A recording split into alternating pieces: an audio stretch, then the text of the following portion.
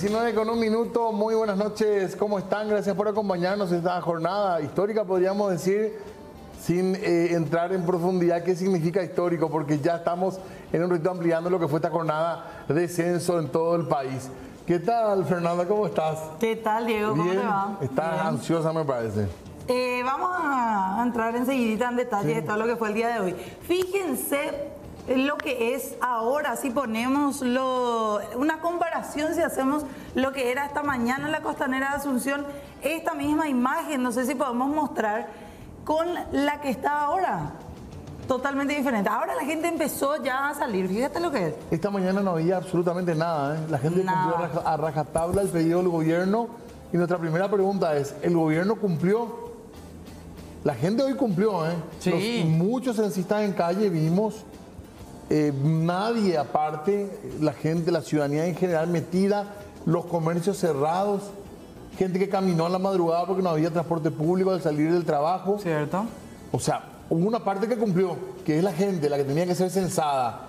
Y la contraparte, miren lo que son las calles. El centro parecía la época de la pandemia. El mercado. Mercado vacío. No había para comprar remedio yuyo. No había. No había. Yo vi yuyeros, pero en la zona ya de Luque, por ahí. Así medio oculto. Sí, ahí en la veredita de la casa. A lo mejor de la casa, claro. Sí, hasta ahí. Para los trabajadores, los que tuvieron que salir a trabajar igual. Claro. No había chipa en el centro. No había tampoco. Nada, absolutamente nada. Fue un día complicado para la gente que trabajó porque tampoco hubo colectivo. Sí. Tampoco hubo plataforma.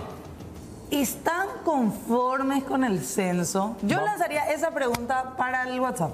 Acá hicimos rápidamente encuesta. En lo que estamos ahora en estudio hay un porcentaje interesante, pero estuvimos hace un ratito en la sección de maquillaje, perdón por la infidencia, y muchos compañeros que no fueron censados. Gente ¿A vos de te Asunción. censaron? A mi casa y mi barrio completo. Pero en grupos donde yo estoy, grupos de amigos, de familia, muchísima gente. Y lugares como Barrio Jara, no estoy hablando de lugares muy alejados. Del centro, digo, como referencia. Y del área metropolitana también. Varios barrios que la gente, bueno, y después de Central, otras ciudades como Guarambaré, nos estaban diciendo los compañeros, nadie. Algunos compañeros que dijeron en mi edificio no fue nadie a censar. O sea, hay acá una situación, habrá que ver los números. Hay observadores que están evaluando lo que fue el censo.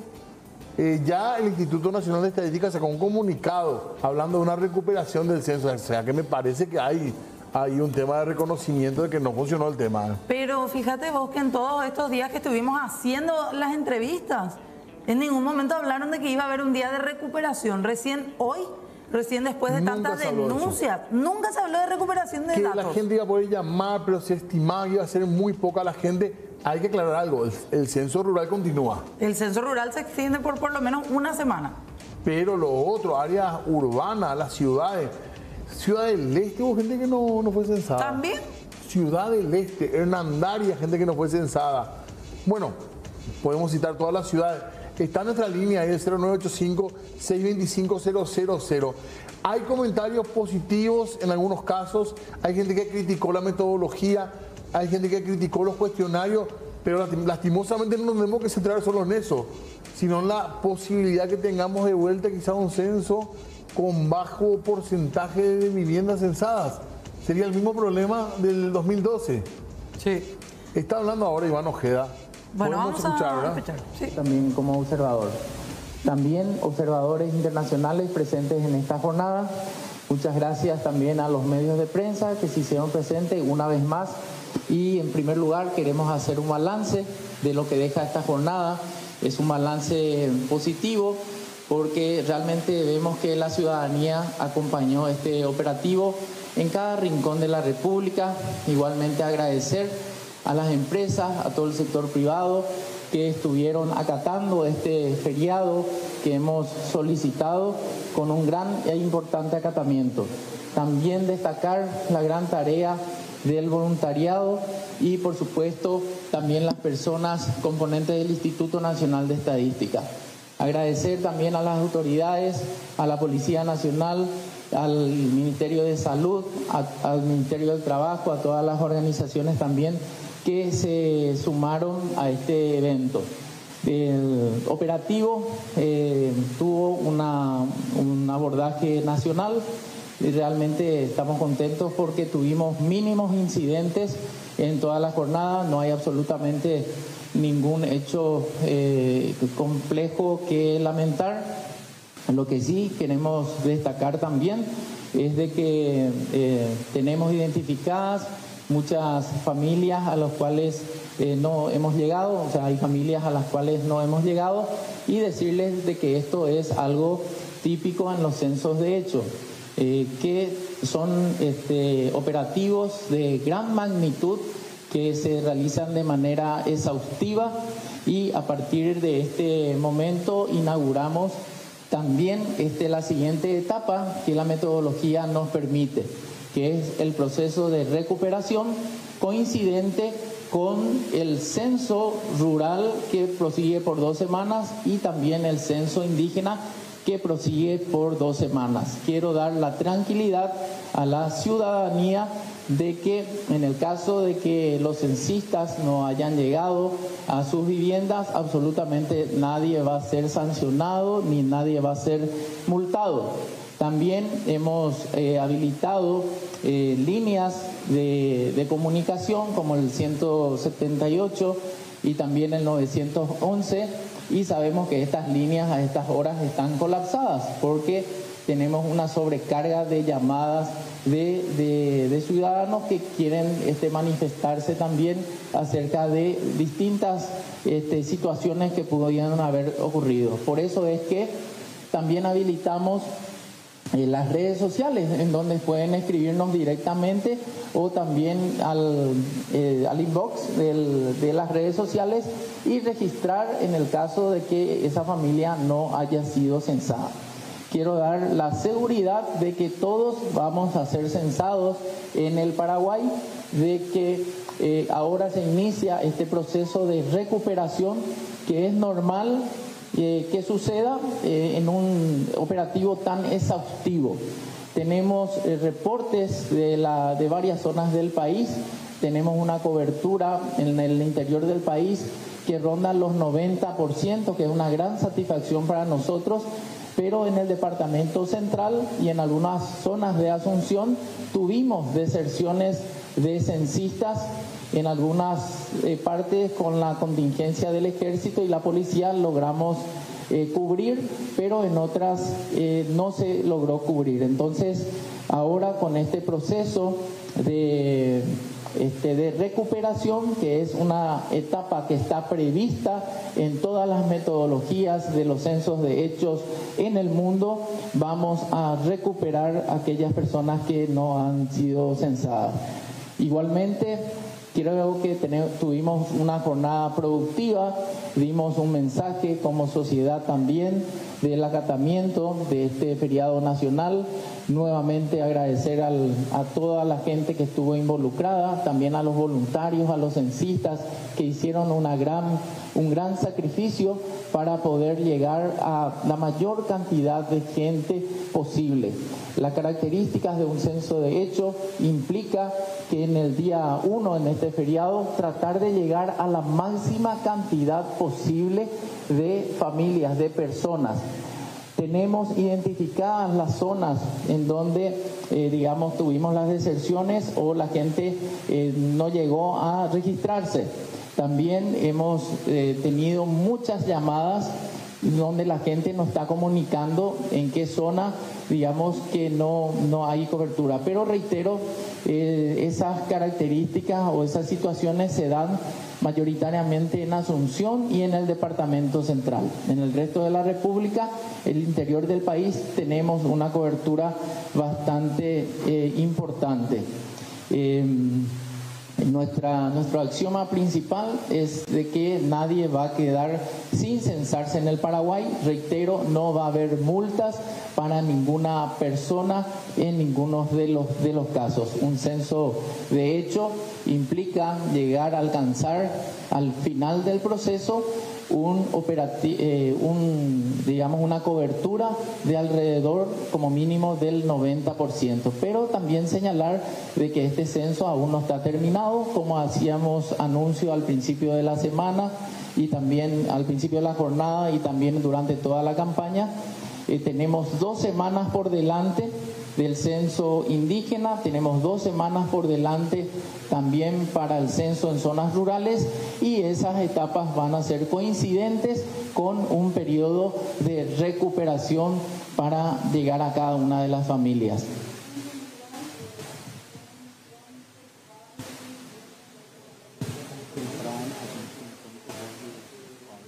Al ser un censo, de hecho, implica una serie de procedimientos que se tienen que registrar. El censista, cuando terminó su entrevista de todas las casas que le tocó realizar, entrega al supervisor su planilla, y se genera ahí una planilla de resumen. Ese supervisor hace lo propio también, transmitiendo al jefe zonal y entregando todos los materiales al jefe zonal. Ese jefe zonal, entendamos que tiene entre 20 y 25 supervisores a su cargo. Cada jefe zonal tiene también por encima de la estructura censal a un jefe distrital, y en cada una de estas etapas se está transmitiendo el informe, digamos, del alcance de este operativo. Yo creo que para el día de mañana vamos a tener una información más certera. Lo que sí podemos asegurar es que tenemos, digamos, una cobertura mayor en el interior del país, y Central y Asunción es donde tenemos algunas familias donde no hemos llegado. Director, habla del 90% en el interior. ¿Se puede dar ya algún tipo de porcentaje en capital y central? No, todavía no queremos hacer ese anuncio, porque queremos tener... Ahora estamos trabajando justamente en eso. Cuando tengamos un dato cierto, vamos a informar. Tenemos que entender que se trata de un censo de hecho, la registración se hace en papel, entonces hay todo un proceso que hacen toda la estructura censal, desde el censista, el supervisor, el jefe zonal, el jefe distrital. Estamos trabajando en eso. Aquí, buenas tardes. La cantidad de voluntarios que trabajaron, y si ya tiene identificados en este caso los lugares en donde no se pudo llegar. Bueno, y todo esto también que decía, nosotros no queremos todavía hablar de un número exacto, porque se fueron algunos voluntarios que desertaron, fueron reemplazados con contingencias, con militares y policías, por eso no queremos lanzar un número exacto. Y toda esta noche, gran parte de esta noche, seguro que mañana en la mañana estamos haciendo los resúmenes de Asunción y Central. Y sería imprudente ya hablar de una cifra, como les digo, porque en el propio campo iban reemplazando censistas o equipos enteros con estas contingencias que se fueron generando. ¿Los lugares donde no se llegaron? Tenemos barrios de Lambaré, reportados barrios de Fernando de la Mora, parte de Laguna Grande de San Lorenzo, Asunción tenemos en un barrio, creo que era barrio Le Petit, Las Mercedes, y había zonas enteras donde no se presentaron los censistas. La razón principal de esta subcobertura es la deserción de voluntarios. Hola, ¿por qué se da esta deserción de los censistas? Primera pregunta, y segunda pregunta, ¿cuánto costó el censo, director? La deserción, como su nombre lo dice, en el voluntariado tenemos ese riesgo justamente, ¿verdad?, de este tipo de situaciones. Por eso justamente cuando se trata de censo de hecho se ve estas estrategias de recuperación. Sabíamos que iban a pasar, pero dimensionar cuánto iba a pasar es lo que estamos haciendo ahora ya para planificar estas estrategias de recuperación.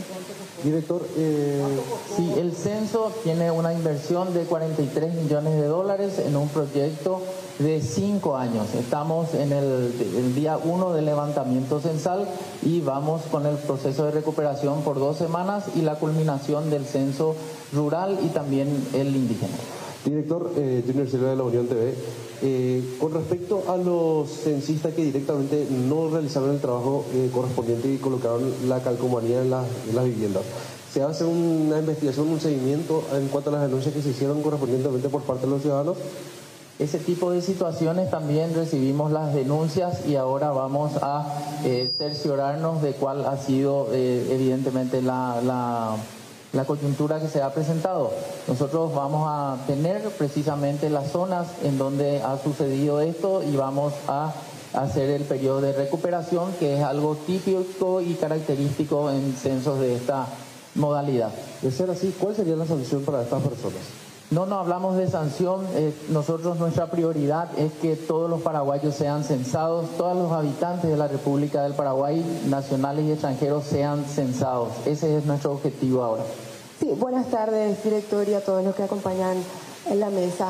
Si podría precisar nuevamente, por favor, ¿cuánto tiempo se coloca como objetivo el INE para terminar este trabajo, teniendo en cuenta que son 2 semanas para la zona rural? Sí, como anunciábamos días anteriores, el censo en zonas urbanas y rurales, como en las comunidades indígenas, arranca hoy, el día 9 de noviembre. Pretendemos llegar a la máxima cantidad de personas en el día de hoy. Esto transcurre por 2 semanas, censo indígena, rural y también recuperación de zonas urbanas, y posteriormente a este relevamiento vamos a estar procesando la información y pretendemos que en 7 meses de procesamiento tengamos los primeros datos. Al ser un proyecto de 5 años, también los siguientes años son de procesamiento de las diferentes temáticas. Muy buenas tardes, director.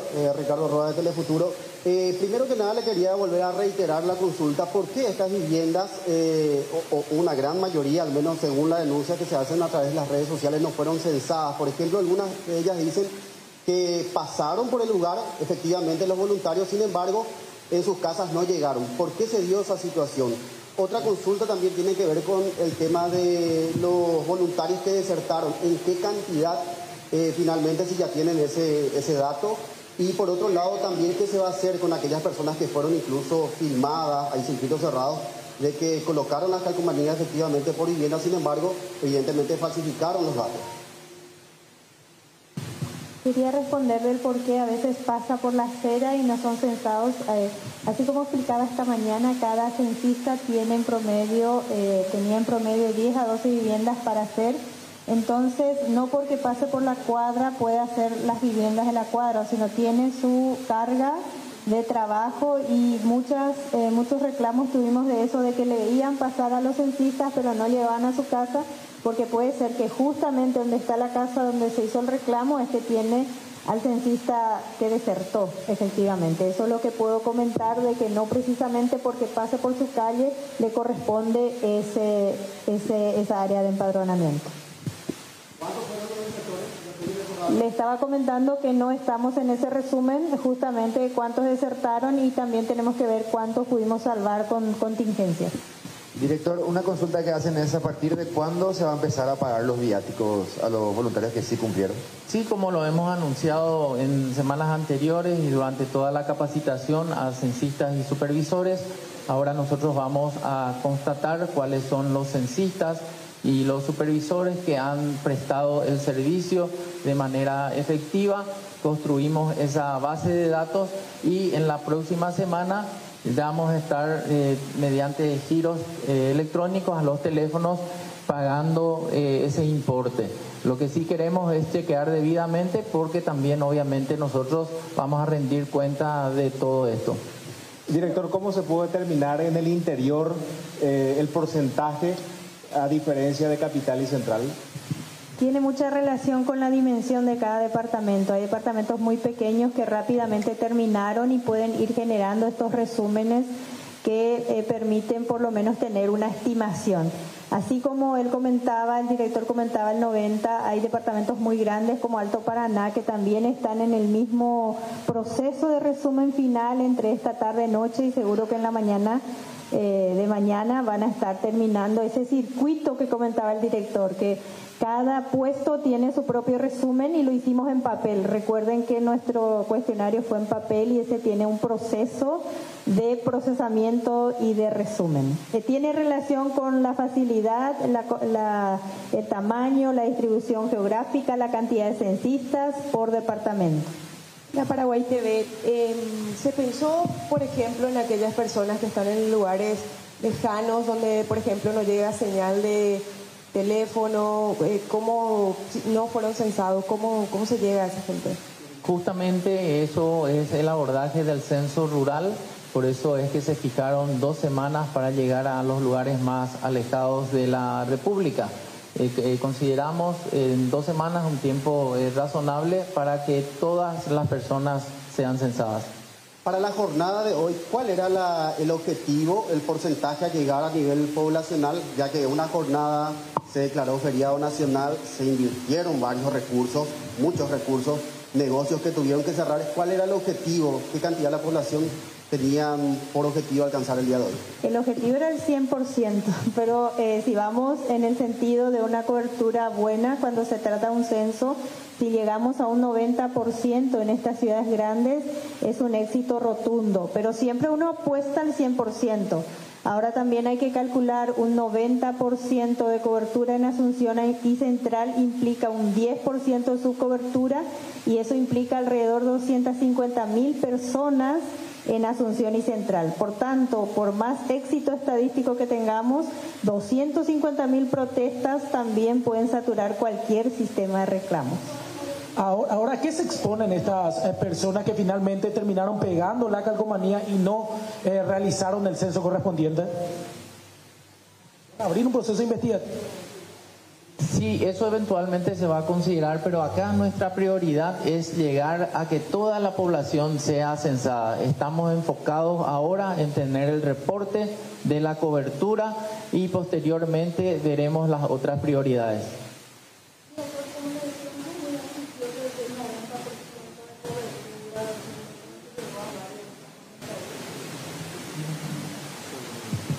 ¿En qué sentido? No. Que en un operativo estadístico se dice que un censo es exitoso cuando por lo menos llega al 90%. Esa es la consulta. No, todavía no estamos llegando, justamente por lo que comentaba de que hay que hacer los resúmenes.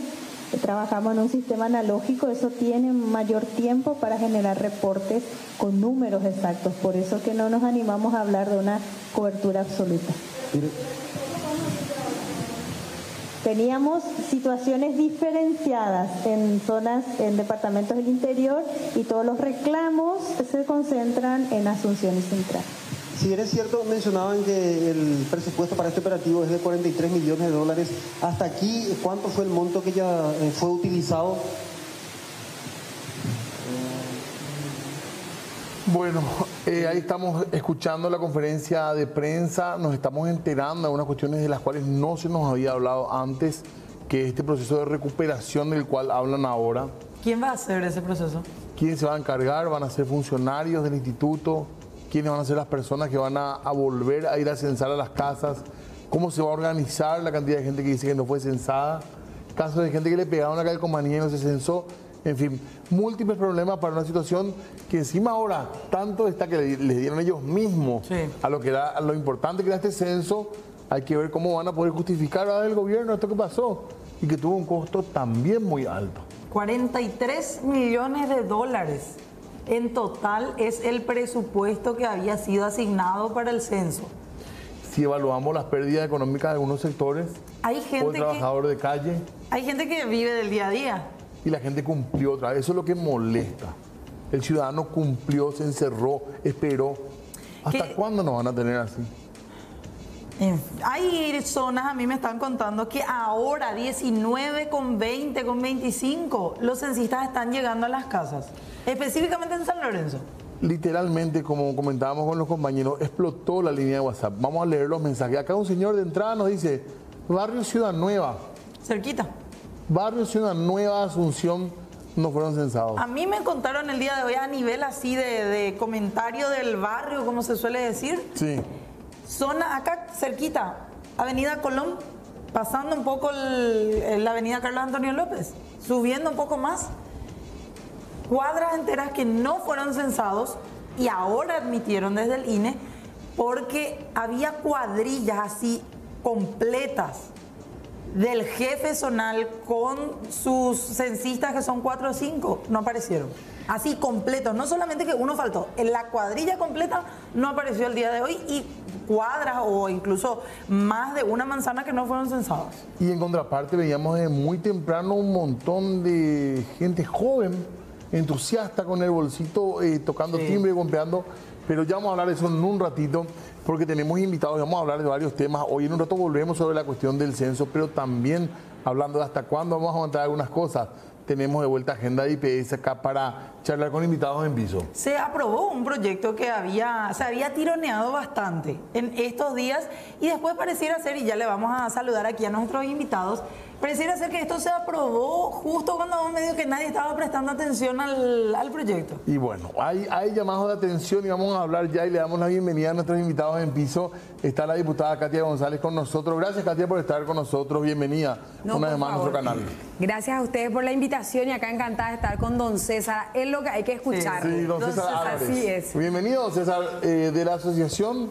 Se dice así, ¿verdad? ¿Estoy diciendo bien? El agradecido soy yo por habernos dado... Asegurado, perdón. Sí, asegurado. Por darnos este espacio para que conozcan un poco la gente nuestro objetivo y el por qué nosotros estamos conformando la asociación de asegurados. Se entiende asegurados activos por lo que están trabajando todavía ustedes que son también asegurados y los asegurados jubilados que soy yo, ¿verdad?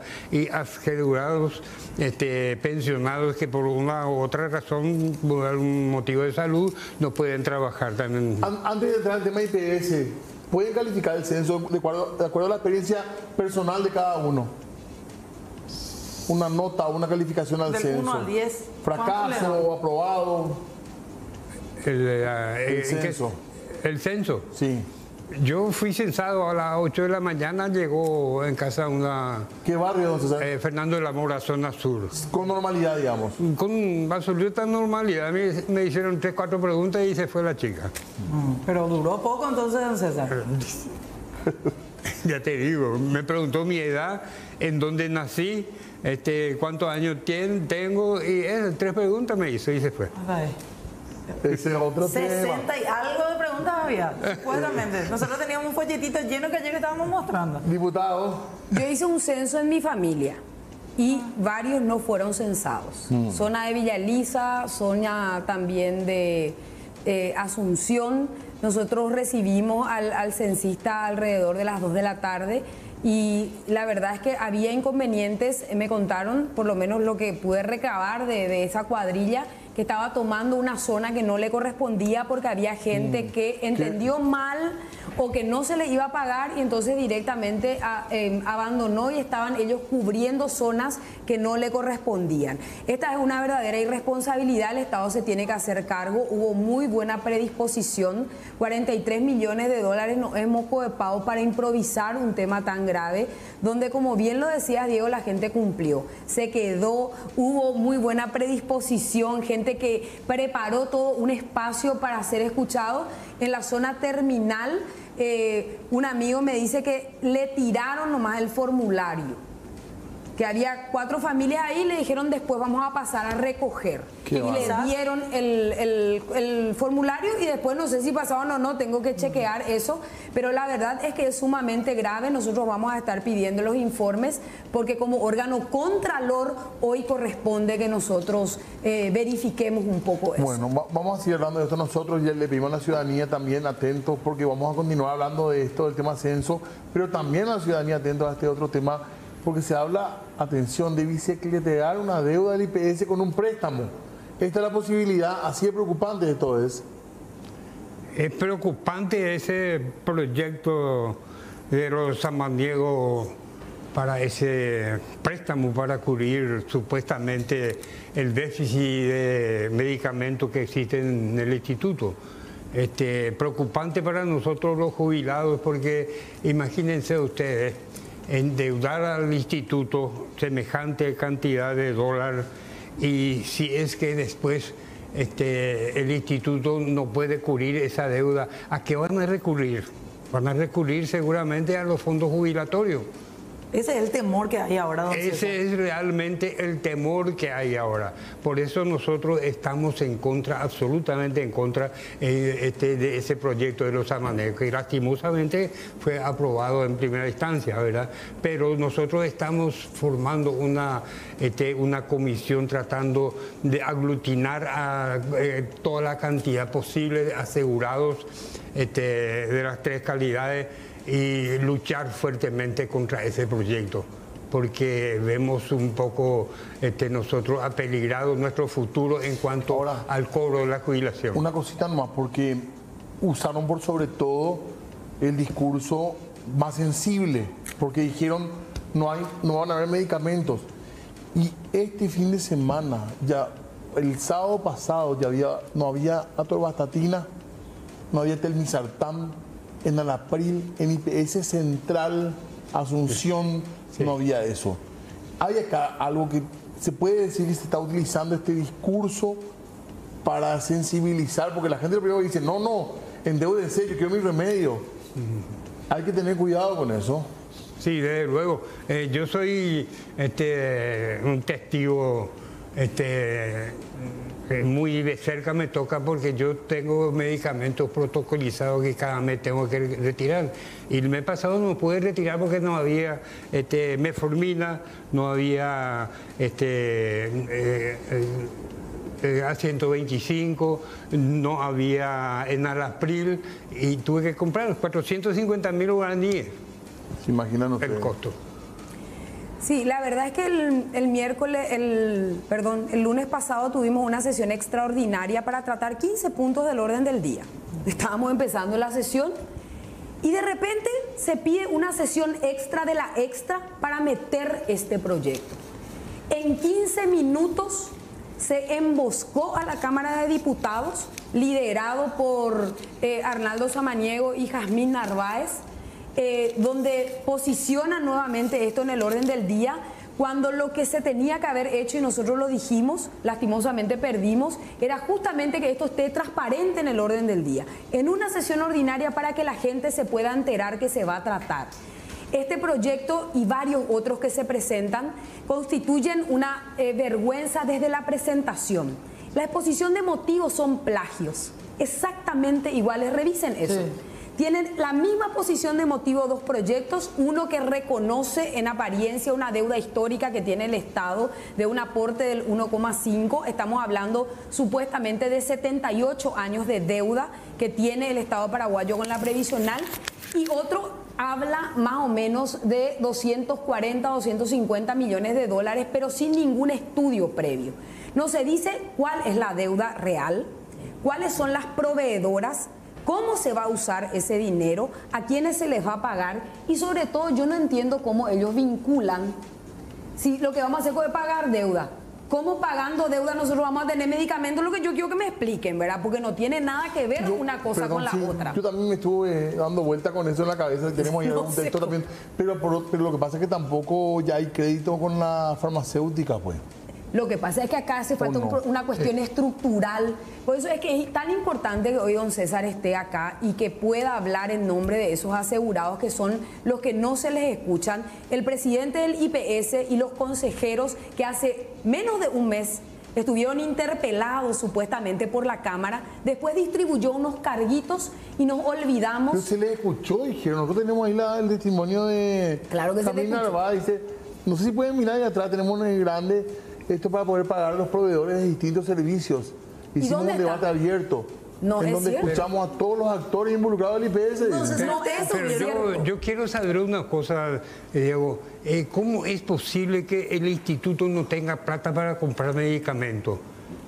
En cuanto a la deuda, nosotros no sabemos cuánto realmente es la deuda. Y depurando esa supuesta deuda, nosotros calculamos que más o menos serían los 90 millones de dólares por ahí nomás. ¿Y el resto? ¿Para qué el resto? Eso nos llama la atención, y por eso es lo que nosotros estamos en total desacuerdo con este proyecto. Este proyecto dice, Katia, 240 millones de dólares. 240 millones. Así dice. Sí. ¿Ustedes saben cuánto recibe mensualmente la previsional? ¿Cuánto? 50 millones de dólares. ¿De dónde? De lo que recauda el aporte obrero patronal. 50 millones de dólares, de los cuales una parte está blindada porque es jubilación, y otra parte tendría que servir justamente para gerenciar una institución que se mueve con una ley orgánica del año 1950. Si queremos dar soluciones de fondo, acá hay que hablar realmente de involucrar a los actores y no simplemente a las cúpulas. ¿A quiénes se les escuchó? Eso es mentira. Se le escuchó a las cúpulas y a un grupo de empresarios. Digo, no tenía un consejero que representa a los trabajadores en IPS. Es que ese consejo está totalmente podrido. Tenemos, todo. Incluso nosotros tenemos un representante de los asegurados, Roberto Brites, que está en el consejo como representante nuestro. Pero él no hace absolutamente nada. Sueldo. Y él le comunicó, don César, que iba a estar en esta reunión del tema IPS. ¿Hubo comunicación ahí con ustedes? No, jamás se comunicó con nosotros, ni siquiera se interesó cuál es nuestro proyecto y qué es lo que estamos tratando de solucionar. Jamás. Incluso nosotros hicimos una manifestación en el 15 de octubre, más o menos, enfrente a la Caja Central. Sí. Y no aparecieron absolutamente nadie. Irresponsablemente no hicieron caso por nuestro reclamo. Además, nosotros hicimos una pollada como un subliminal mensaje a los señores directores de que cómo viven los asegurados del IPS por falta de medicamentos, de que tenemos que recurrir a hacer polladas y pedir contribuciones para comprar nuestros medicamentos. ¿Y cómo si vos aportaste toda tu vida, los trabajadores seguimos aportando, los patrones siguen aportando? Igual tenés que hacer pollada. Igual tenemos que hacer pollada y igual tenemos que seguir aportando porque es obligatorio el aporte se descuenta, no vaya... Un segundito, vamos a incorporar también a la charla a la gente del IPS y le agradecemos mucho que nos atienda el gerente de la dirección financiera del IPS, José Luis Urizar, que ya está también en contacto con nosotros a través de la comunicación. ¿Qué tal? ¿Cómo está, gerente? ¿Cómo está, director? Muy buenas noches. Muy buenas noches, muchas gracias por el espacio. Saludo a vos, a tu equipo, a las autoridades nacionales presentes también y a la teleaudiencia. Estoy a disposición de ustedes para poder evacuar cualquier consulta que tengan en relación al funcionamiento del IPS. Para mí lo básico, y después le damos la palabra a los invitados también, en lo personal, ¿por qué no hay medicamentos de uso común? ¿Es porque no hay fondos para comprar o hay otro problema, director? Y básicamente en relación al abastecimiento de medicamentos, hoy en día ciertamente las empresas proveedoras siguen proveyendo al IPS.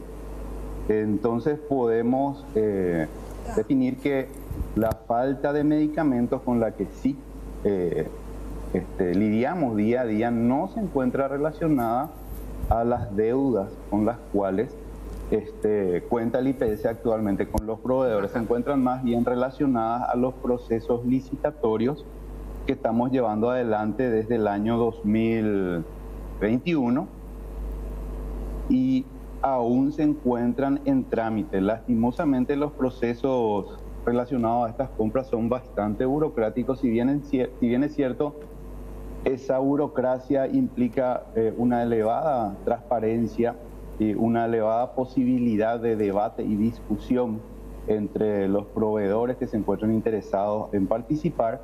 Eso implica también una demora en los procesos licitatorios que en ocasiones inclusive se extiende hasta más de un año.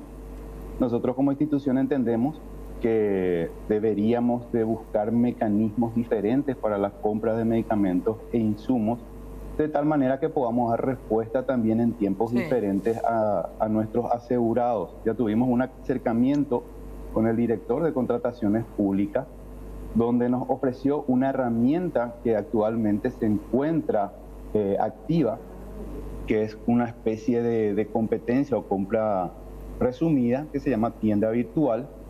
El único defecto que nosotros vemos en ese proceso es que no permite hoy en día la competencia en precios. Entonces, el proceso es bastante resumido, pero no permite realizar competencia en subasta a la baja electrónica, por ejemplo. Director. Entonces, sí, le escucho. En ese punto, perdón la interrupción, este proyecto de 240 millones de dólares que supuestamente es para adquirir medicamentos, ¿va a servir realmente para eso, ustedes creen? Este proyecto está relacionado a las obligaciones que tenemos acumuladas después de la pandemia Antes de la pandemia el IPS ya contaba con un déficit corriente en sus registros administrativos, y durante la pandemia, por todas estas cuestiones que son de público conocimiento, la ley de emergencia le obligó al IPS a seguir operando aún estando los empleadores en mora durante el año 2020, 2021 y 2022, inclusive entonces, no recibiendo los ingresos mensuales, nosotros tuvimos que seguir operando y funcionando como si fuera que todos los empleadores y asegurados estaban al día, y así lo hicimos. Durante los meses de marzo, abril, mayo y junio del año 2020 la recaudación disminuyó en un 50% aproximadamente. A eso tenemos que sumarle que la ley de emergencia estableció que teníamos que financiar las obligaciones de oferta obrero patronal sin intereses a un largo plazo, y por otro lado también nos obligaron a asistir a los compatriotas en una suerte de red integrada de salud, donde el 70% de nuestra red asistencial fue ocupada por pacientes no asegurados, y todo eso implicó un esfuerzo bastante importante en lo que es infraestructura, medicamentos, insumos, equipos generadores de oxígeno gaseoso medicinal, recursos humanos y otros. También cumplimos a cabalidad esa función, y hoy en día los números que tenemos son resultados de esa situación. O sea, ya tuvimos un tiempo en el cual no recibimos recursos mensualmente, sin embargo seguimos operando como si fuera que así lo recibíamos, y además de eso se suma que antes de la pandemia ya teníamos un déficit corriente. O sea, existen cuestiones de fondo que deben ser analizadas y solucionadas, pero también es real que hoy en día las obligaciones con los proveedores son reales, son exigibles, y ya tenemos un lapso de tiempo de demora bastante prolongado, donde los proveedores, sobre todo aquellos que tienen un giro económico menor o un respaldo financiero menor, no pueden hacer frente a esa demora con que ¿cuánto se le da a los proveedores, director, antes de pasarle la palabra a nuestros invitados? ¿Cuánto se le da a los proveedores? Un número grueso por lo menos. Sí, es 1.6 billones de guaraníes la deuda acumulada a hoy, que eso representa unos 240 millones de dólares. La proporción, podríamos decir que en un 80% de eso corresponde a medicamentos e insumos, y el 20% a servicios y otro tipo de prestaciones. ¿Qué tipo de servicios? Contratados. Alimentos, servicio de hemodiálisis, estudio diagnóstico, por ejemplo. Director, estamos aquí también con la diputada Katia González, con la gente también de la Asociación de Asegurados de IPS. No sé si ustedes tienen alguna consulta para hacerle también al gerente, aprovechando su tiempo. Don César. Bueno, yo lo que me preguntaría es cuál es el motivo de esa deuda que tiene el IPS con los proveedores, siendo que el instituto recauda mensualmente sin ninguna contemplación, nos descuentan a nosotros los asegurados de nuestro sueldo, y habiendo tantas necesidades nos tratan de subsanar esa falta de medicamentos comprando de las deudas que tiene el Estado con el IPS. Son 500 millones de dólares, creo que el Estado. ¿Y por qué no recurren a ese medio, cobrar al Estado para que se pueda comprar los medicamentos? Ese es nuestra gran interrogante. Y por supuesto, le informo al respecto. El IPS recibe en forma mensual, en concepto de aportes, un monto aproximado de 90 millones de dólares, de los cuales la mayor proporción va al Fondo de Jubilaciones y Pensiones, y una proporción menor va al Fondo de Salud o Enfermedad y Maternidad, es el nombre técnico realmente. Esos recursos que van al Fondo de Enfermedad y Maternidad, en un 50% son utilizados para el pago de remuneraciones mensuales de nuestros médicos, enfermeros, técnicos y todo lo que tenga que ver con la operativa de recursos humanos del área de salud. Hay que recordar que el IPS tiene más de 140 establecimientos a nivel país, y bueno, mantener esa red asistencial requiere más del 50% de los ingresos mensuales del programa de salud.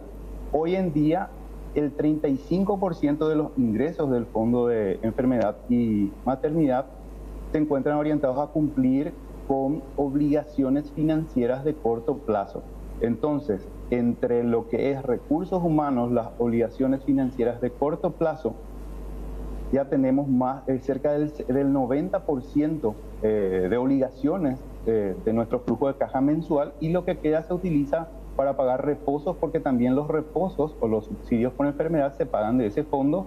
Luego impuestos, tasas, servicios básicos como agua, luz, teléfono y otros. Todo esto que yo estoy mencionando está a disposición en nuestra web, en nuestro balance institucional, y también nosotros como funcionarios públicos, nuestros movimientos financieros son auditados todos los años por la Contraloría General de la República, por la Auditoría del Poder Ejecutivo. También tenemos una auditoría interna y también contratamos una auditoría externa todos los años, porque así estamos obligados por ley. Cualquier asegurado, funcionario o autoridad que desee acceder a estos registros administrativos, estos están totalmente a disposición. También mi oficina, yo estoy en el segundo piso de Constitución y Herrera, a quien desee acercarse podemos recibirle y mostrarle todos los números. Estos registros son reales, no hay ningún secreto al respecto, y sí, así como menciona, también el Estado tiene que cumplir el rol que le corresponde en el financiamiento del Seguro Social, un rol que no ha cumplido históricamente. Nuestra Carta Orgánica está diseñada de esa manera, con 3 pilares de aportación a los efectos de que el Seguro Social sea financieramente sostenible, donde tienen que aportar el empleador, el trabajador y el Estado. Lastimosamente no lo ha hecho. Esta administración ha realizado el reclamo luego de más de 10 años que hemos revisado y no hemos encontrado ningún tipo de reclamo al Estado paraguayo.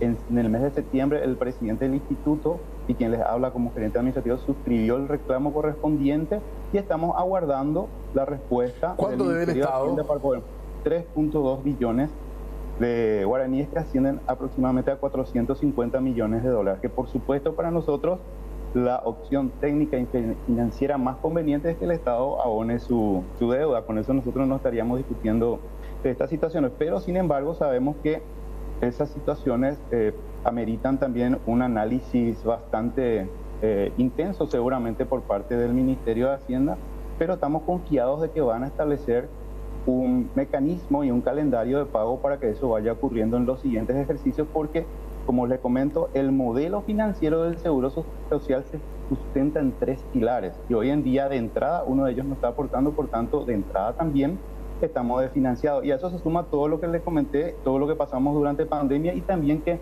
los niveles de salud y de atención en complejidad han crecido exponencialmente en los últimos años. Claro, director, perdón. También mayores...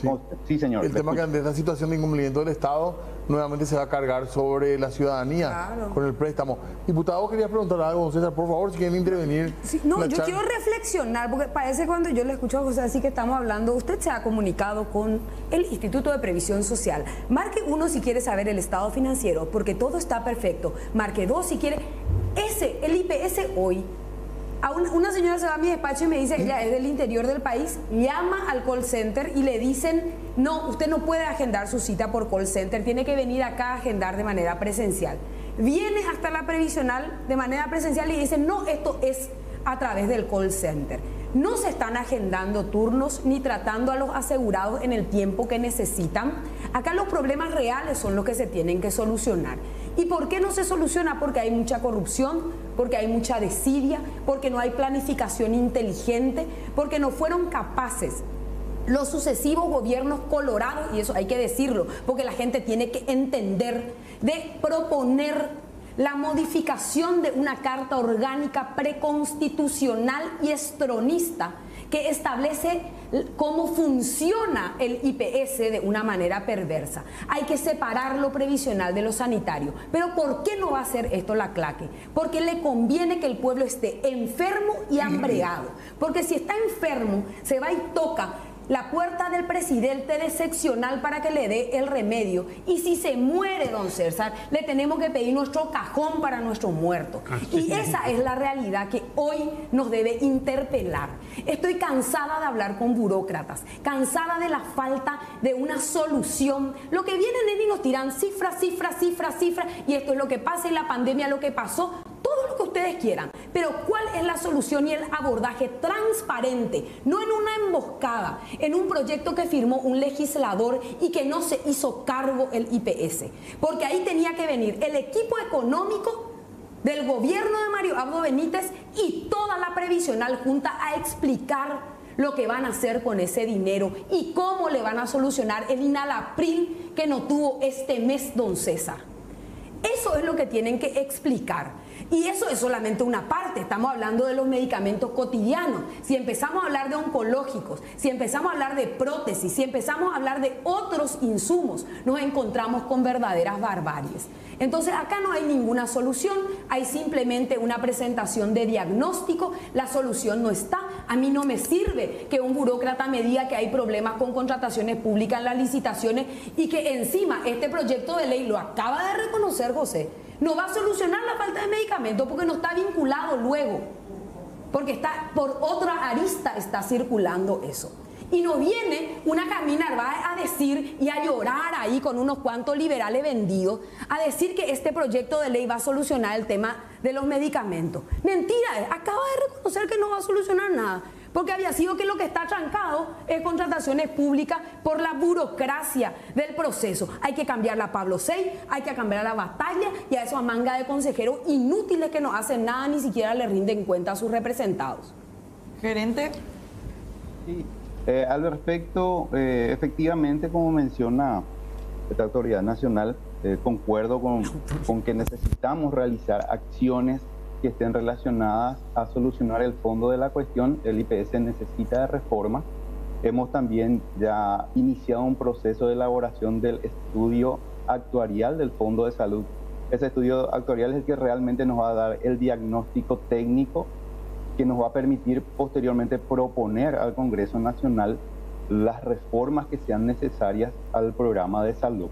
Esa es una realidad, y también una realidad, como le comenté, que la deuda hoy existe y que si no cumplimos en los siguientes meses este tipo de incumplimientos que tenemos con empresas de mediano porte hoy en día, donde nos van cortando los servicios, se va a ir extendiendo también inclusive a las empresas o proveedores de mayor porte económico. O sea, sí existe una posibilidad de que el IPS vaya quedando desabastecido por incumplimiento en el pago de sus obligaciones con los proveedores. Entonces, este proyecto de ley lo que ayudaría es a subsanar en cierta medida esta situación y evitar que en los siguientes meses los asegurados sufran el desabastecimiento.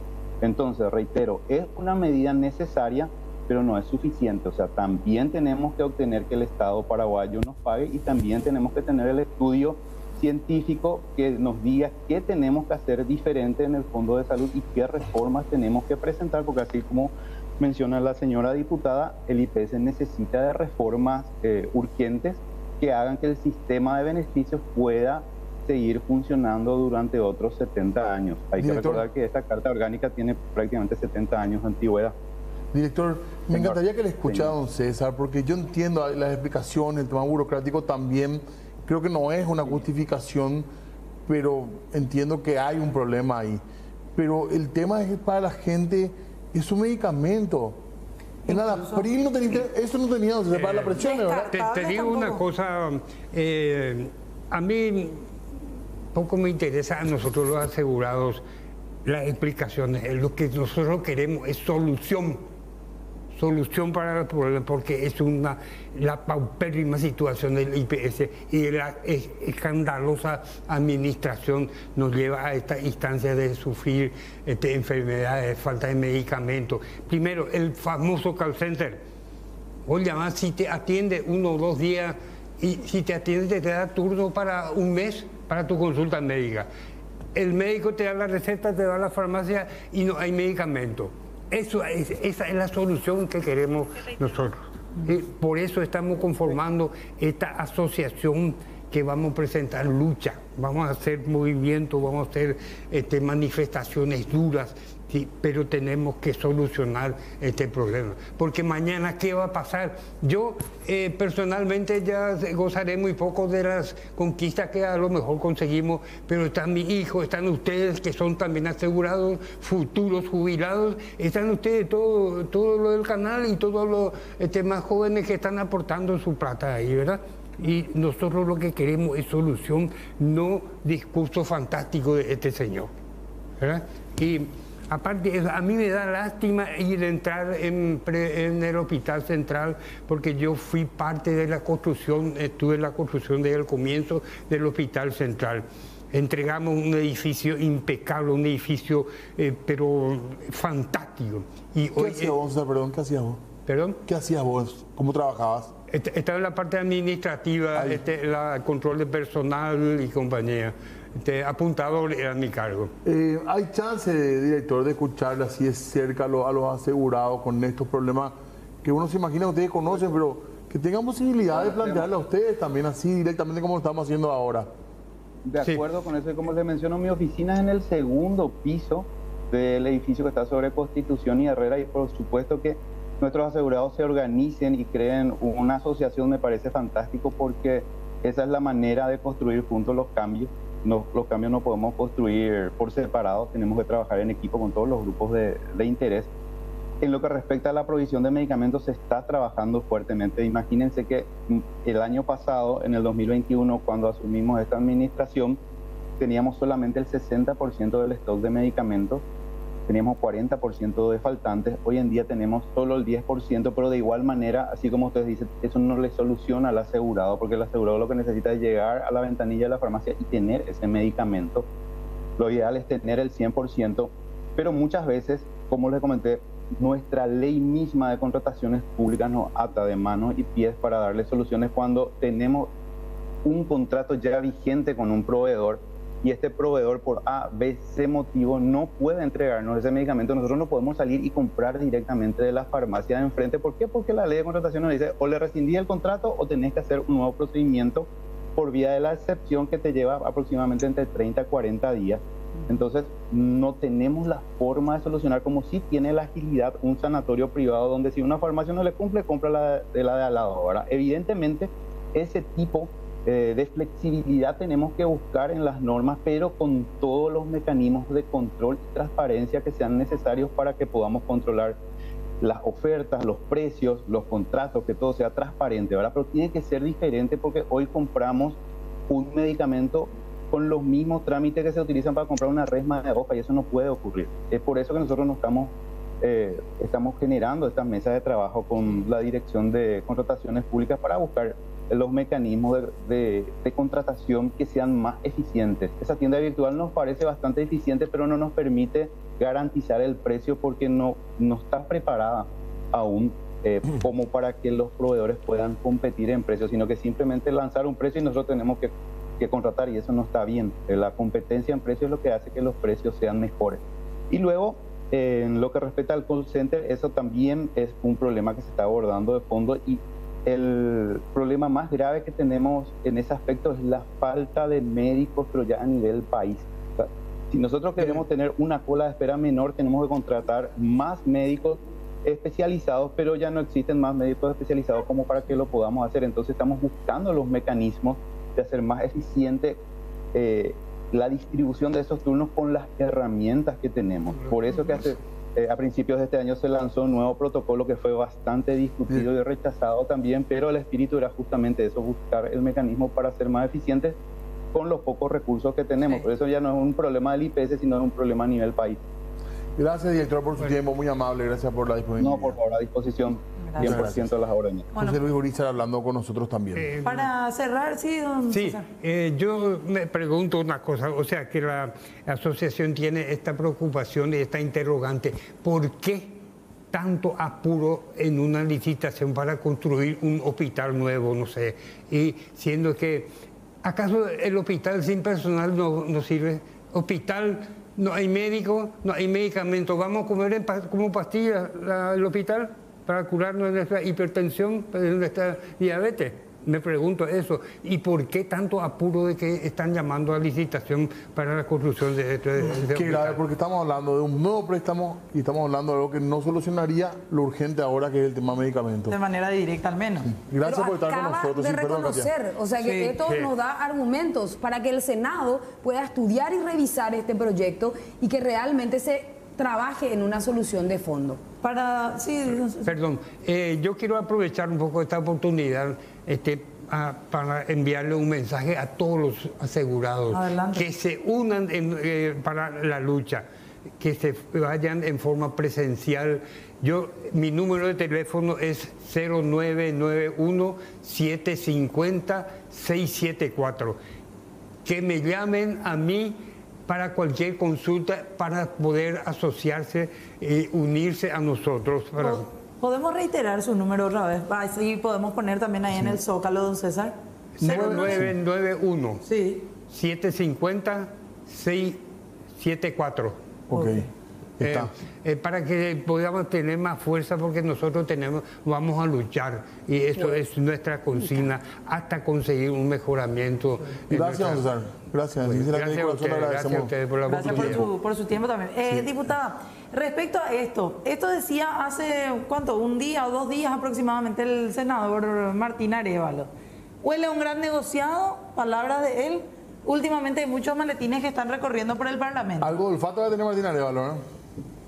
Ore Colorado, Ula Plata, APEP, UC, ABEI.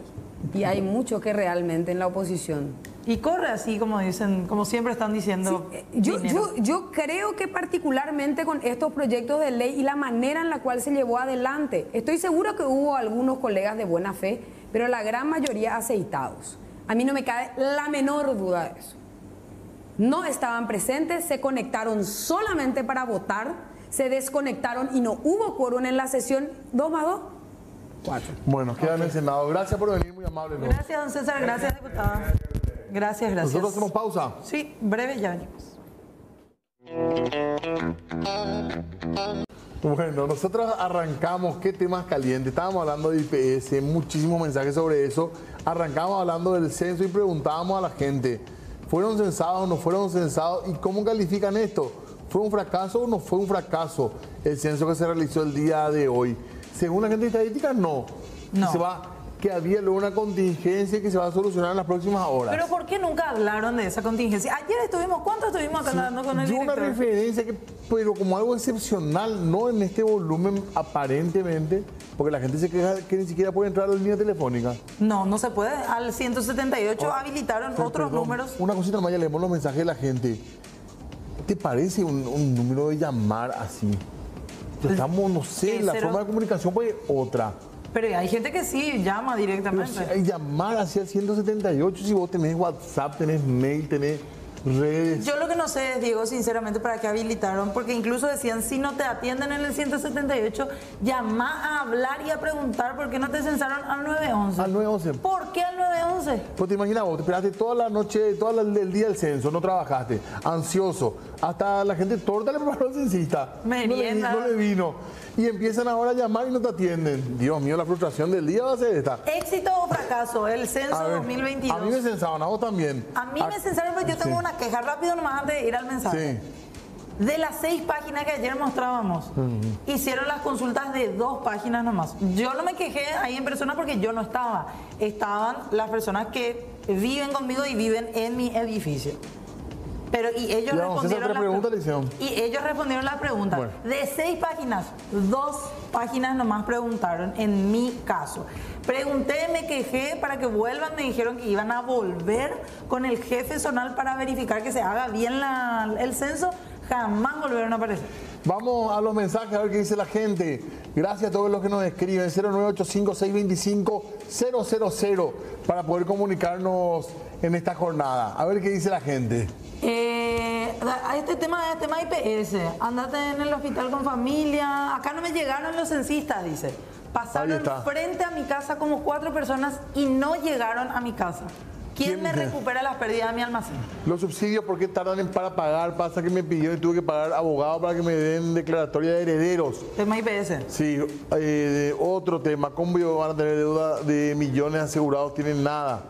Casi no tienen estudio complejo. Tema IPS también otro. A ver. Señores, IPS tiene más de 10 sindicatos. ¿Qué pasa con los sindicatos? Buena pregunta también, ¿verdad? Porque no se pronuncian en estos casos. Más mensajes. Todos estos temas de IPS. Sí. Suma también a la falta de medicamentos. Acá también tema censo. Aquí en nuestra zona ningún censista llegó. Esto era solo para cargar un poco más los bolsillos. Tenemos quejas de Ciudad Nueva, tenemos quejas de Paraguarí, tenemos quejas de todas partes donde no hubo gente que no recibió a los censistas. A ver qué más dice la gente en esta noche en otros mensajes. A ver. Sí. Bueno, a ver, el problema de IPS tiene su raíz en la conformación de la mesa, también decían. Muchas quejas también sobre IPS, Muchísimas quejas de IPS. A ver qué dice, andate al hospital. Ese leímos. Sí, perdón. Siguiente mensaje, a ver. Una gente dice, buenas tardes, Villa Lisa, Barrio Centro. Todavía no llegaron los del censo en el centro de Villa Lisa. Dice zona Luque también acá, estoy viendo. Sí, otro reclamo zona Luque. A mis vecinos les censaron, pero en mi casa no llegaron, dice. También me dijeron acá el tema de la recuperación. Hoy mi familia y yo no fuimos censados. Los censistas pasaron por mi barrio hasta que encontré, no pasaron por mi barrio hasta que encontré a unos censistas y me dijeron que iban a pasar. Pero jamás pasaron. Veo que la cosa no fue seria y ni siquiera el presidente respetó, dice. Barrio Valle Ibaté de la Maré. Mira, que tengo acá en la computadora, Barrio San Roque, Asunción, pleno centro. Estaban esperando con sus hijos, incluso algunos padres le hicieron la historia a los hijos. Vamos a participar, mi rey, da gusto, tenemos que ser ciudadanos responsables. Otro dice, yo no recibí, dice al censista.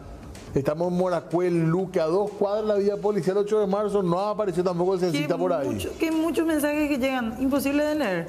Barrio Sol de América sin censo por manzanas, dice. ¿Te imaginas vos? Censo en mi casa no vino, mi vecino no le hicieron, dice Areguá, Villa Serrana, desastre, ni pegaron que fui censado, ni la calcomanía no le pusieron. Dice acá en Roque Alonso también hay otro mensaje.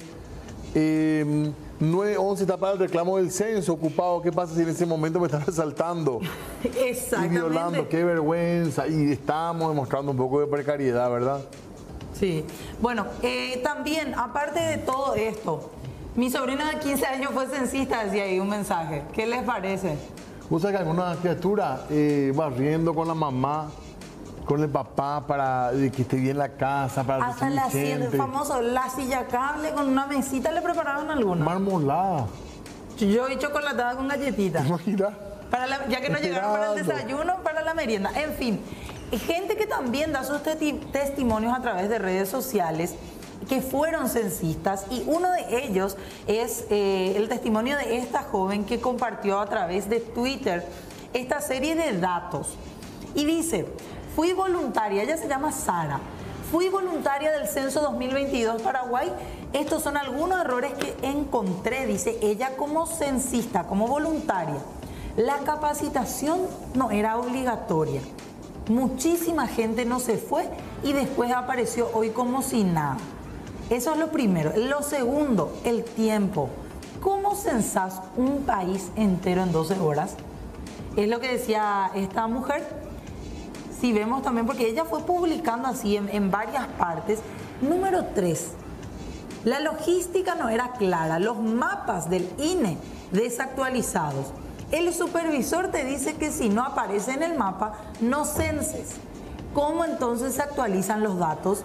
¿Para qué censás para tener los mismos datos? Sí, hay casas y viviendas incluso que no aparecían en sus mapas. Número 4, la irresponsabilidad por parte del gobierno de instalar la importancia del evento. Gente decepcionada. Por otro lado, voluntarios y supervisores que ni leyeron el manual, porque tenían ellos un manual. Sí. Tenían que incluso llevaban en sus bolsos. 5, cartografía. El trabajo cartográfico falló. Eso es muy interesante, ¿eh? No te dejaban censar las casas que no estaban en el mapa. No te dejaban censar las casas que no estaban en el mapa. O sea, vos encontrabas una casa, pero como no figuraba en tu mapa que te dieron, vos tenías que saltear esa casa. Y quizás eso es lo que le pasó a mucha gente. Y abajo, dice ella, y cierra con esto, ¿cómo actualizás los datos sin censar esos hogares? En fin, una profunda decepción para los que nos levantamos a las 5 de la mañana y estuvimos hasta las 13 poniéndonos la 10. Es la publicación de Sara, que es una voluntaria del censo. Incluso también, Diego, en las redes se estuvo publicando el tema de dónde salió este tema del tiempo de recuperación. Y yo también publiqué algo y ahí me responde una mujer, así como Sara también, y dice, te comento que yo fui parte del censo Y en las capacitaciones dice que sí hablaron del tiempo de recuperación de datos. Pero no se socializó, pues. No. Es más, en teoría iba a ser hasta las 18, por si ya veían que faltaba algo para que vuelvan los censistas a las casas ya censadas. Sí. Nadie pensaba que a las 18 íbamos a estar con esta cantidad de casas sin censar.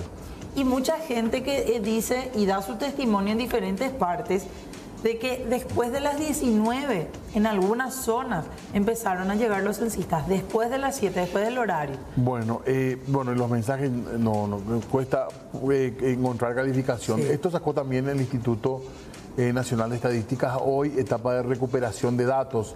Habrá una etapa de recuperación durante 2 semanas para completar la recolección de datos en las viviendas de las zonas urbanas a las que no se pudo llegar en la fecha.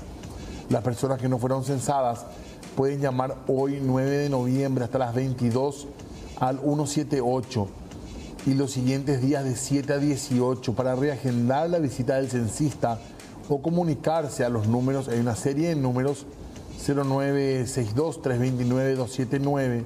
Las redes sociales del INE también están habilitadas bien por eso.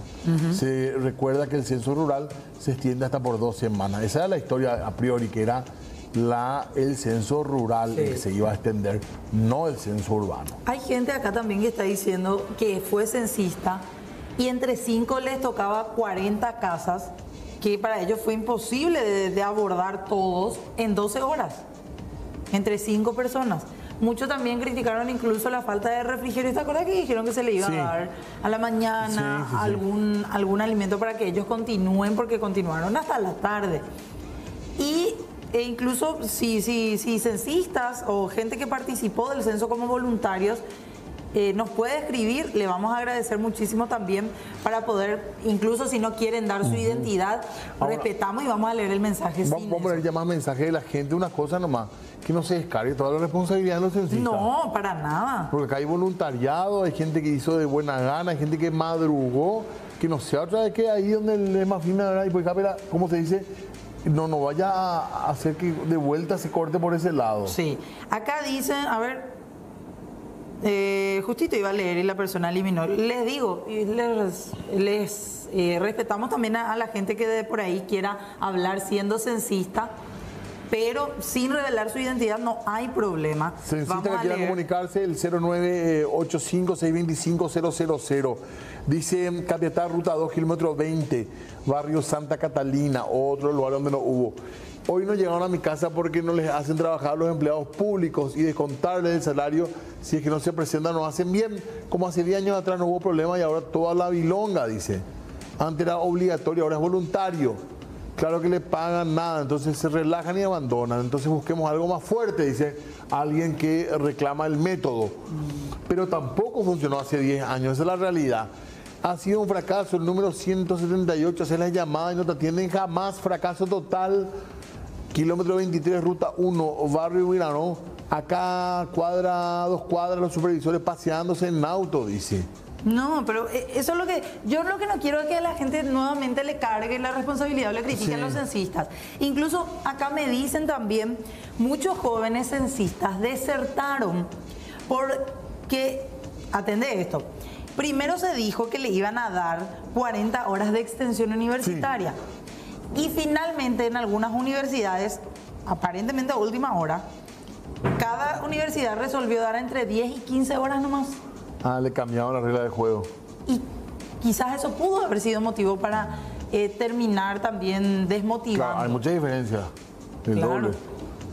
Eso es lo que dicen también acá del tema de la carga horaria, fue otro problema. De por ahí se pierden acá entre algunos mensajes. Ahí en Loma Plata, Fermirá, del Chaco, Loma Plata. Fracaso total, pérdida de tiempo, dice, de un montón de familias que de temprano estuvieron esperando a la gente del censo y jamás aparecieron. Qué triste, ¿verdad? Que tengamos que leer esto. Terminación 296. También una persona que es supervisora, que fue supervisora. Les reitero, para proteger los datos no vamos a decir los nombres. Fui supervisora en San Antonio, nos presentamos a las 6 de la mañana. Nos dieron un todiño, una criollita y 2 botellitas de agua para cada censista. Terminé y entregué mi carpeta a las 17. Casi me muero de hambre. 013 también. Para que no descarguemos toda la rabia contra las autoridades, son las responsables de acá. Este mensaje es largo, pero vale la pena, creo yo, leer. Dice, nadie sabe el sacrificio de los censistas. Nos despertamos a las 5, volvimos a las 6 de la tarde. Nada más nos salió, desayuno y nada más.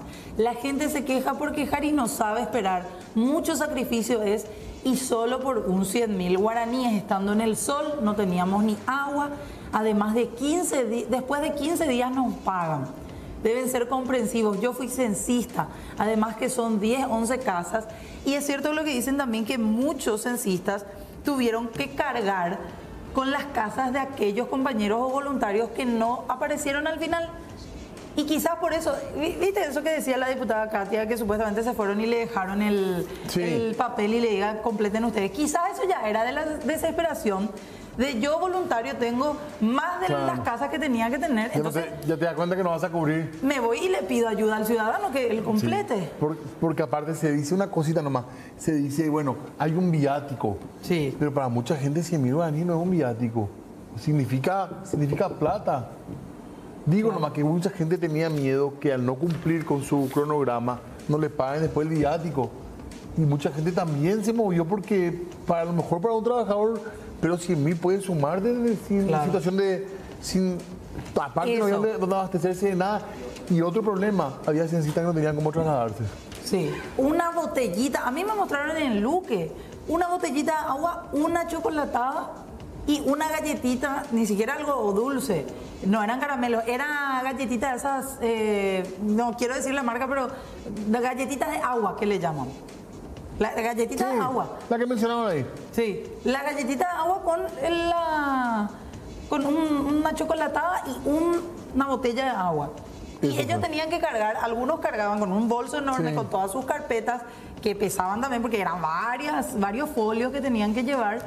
Aparte de eso, se cargan ellos mismos de agua quizás, porque no tenés pues de dónde comprar. Y aparte ya fue un día de calor, si tenés hambre, no había algunos lugares, kioscos abiertos, no había lugares para irte a comprar y decir, bueno, soy censista, soy voluntario, me voy a ir a comprar. O sea, mucho sacrificio hubo detrás de estas personas, muchos muy jóvenes, con muchísima predisposición realmente, que hicieron lo que pudieron. Acá el foco de la crítica se tiene que centrar después en pedir explicación arriba. Así mismo, a las autoridades que sacaron, pusimos plata todo para que ellos gasten y hay que ver el resultado. Tenemos que hacer una pausa, nosotros estamos súper ajustados de tiempo. Sigan escribiendo que vamos a leer más mensajes. 20:26, después del corte, más puntos de vista.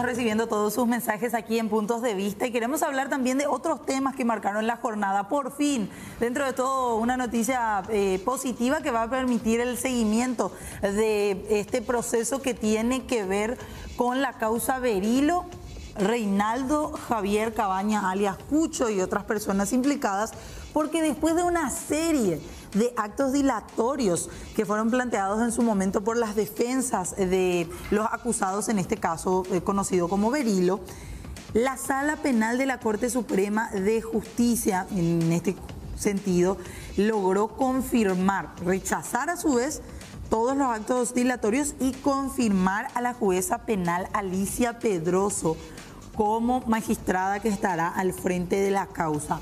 Con esto, ¿qué es lo que se va a permitir? Que haya vía libre para que se pueda fijar una fecha para realizar la audiencia preliminar a los acusados que desde hace bastante tiempo ya se viene esperando. La agente del Ministerio Público relató que según los elementos de prueba, Cucho Cabaña lideraba una red de tráfico de drogas y con el dinero obtenido mediante este hecho punible, supuestamente habría financiado campañas políticas, específicamente de otro de los implicados, que es Ulises Quintana, el diputado colorado, para que éste ingrese a la Cámara Baja.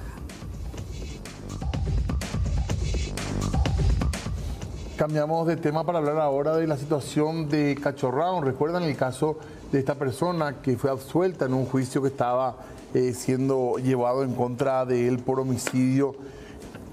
Con respecto a él, la Fiscalía a cargo de Federico Espinosa pidió abrir un proceso de extradición para Waldemar Pereira Rivas, alias Cachorrão, el mismo requerido por la justicia brasileña, para que cumpla una condena que tiene por 20 años de cárcel por un homicidio que cometió él con fines de robo. Esto había pasado el 30 de abril del año 2000, cuando Cachorrão, en compañía de un cómplice, intentó robar una mototaxi, asesinando a tiros al propietario. Por este crimen, Cachorrão fue condenado, pero no cumplió la sentencia. En nuestro país fue detenido y fue enjuiciado por el asesinato del periodista Leo Veras, pero en controvertida decisión fue absuelto de culpa y pena. Ahora está libre, a pesar de tener un código rojo de Interpol, y la Fiscalía espera que por lo menos sea castigado por el crimen cometido en Brasil.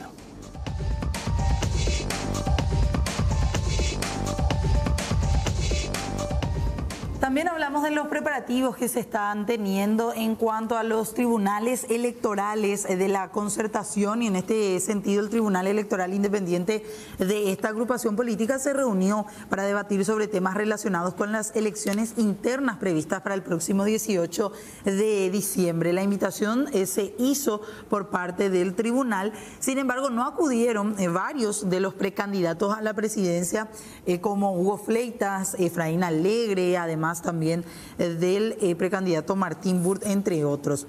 Sí estuvieron presentes algunos precandidatos a vicepresidente en representación de los que ya estábamos mencionando. Estuvieron, por ejemplo, el doctor Bruno Valmeggi, precandidato a vicepresidente, con Hugo Fleitas, Herminio Ruiz Díaz, precandidato por el Partido Liberal, Hugo Portillo por el Partido Demócrata Cristiano, en tanto también que participaron otros miembros de Patria Querida, específicamente buscando consensuar y hablar, debatir acerca de todo lo que todavía queda por hacer dentro del Tribunal Electoral Independiente de la Concertación.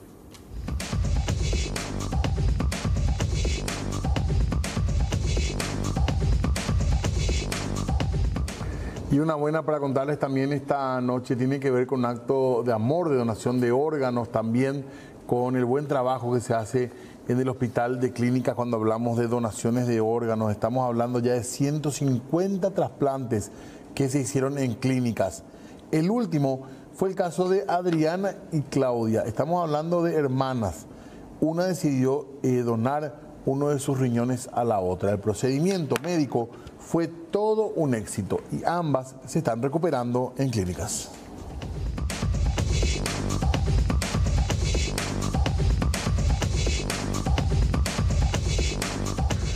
Bien, seguimos con información nosotros en un ratito y también con los mensajes de la gente, porque hoy realmente los mensajes de la gente son parte clave de la información para que entendamos la gran cantidad de personas que no fueron censadas de acuerdo al menos a lo que estamos recibiendo nosotros. Exactamente, y también disconformes algunos censistas, algunos voluntarios que estuvieron escribiendo, otros que decían para qué se comprometieron a hacer algo, si más o menos calculaban que esto requería bastante tiempo, esfuerzo también. Son opiniones de un lado y del otro, de los que estamos recibiendo, y queremos leer algunos de ellos.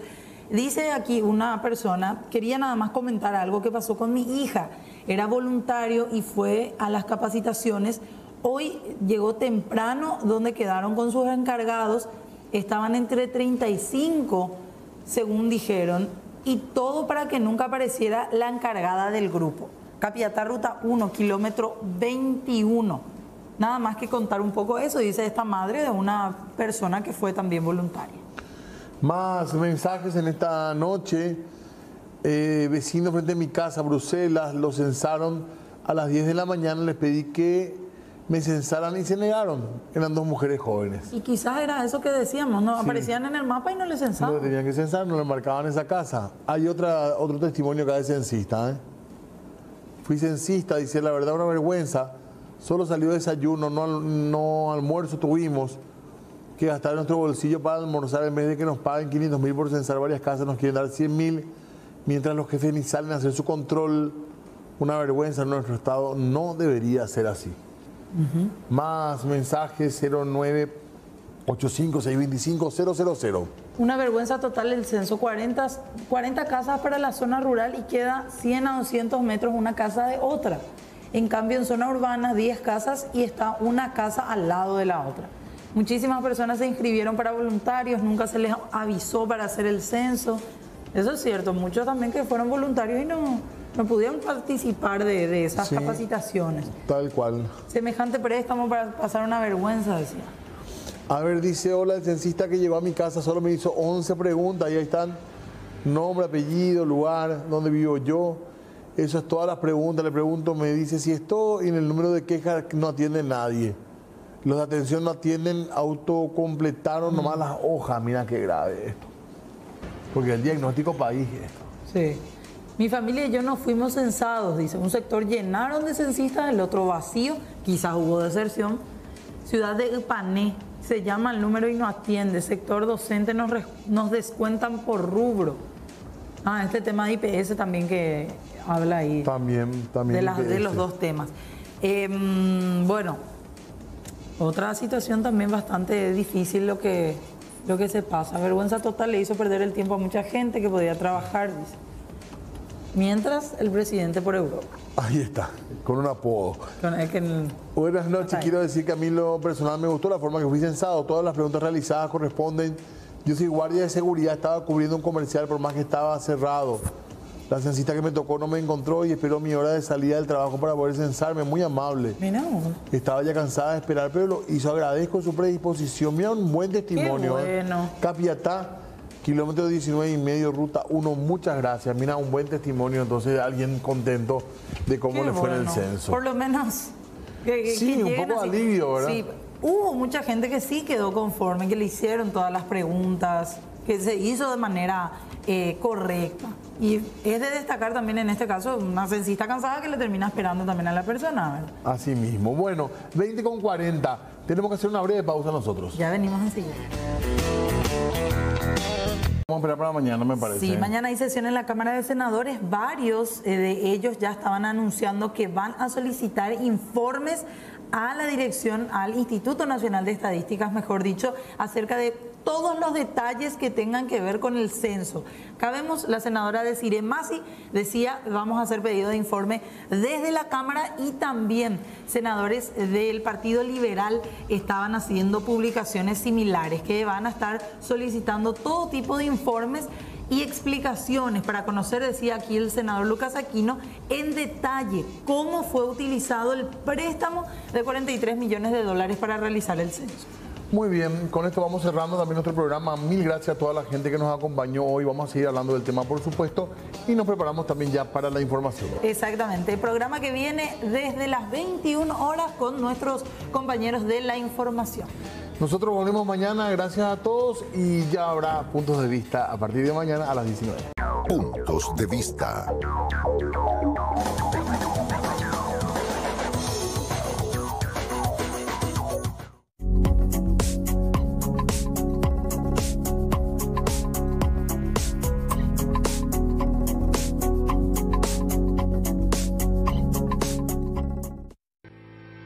Las opiniones vertidas en este programa son de exclusiva responsabilidad de quienes las emiten y no representan el pensamiento ni la línea editorial de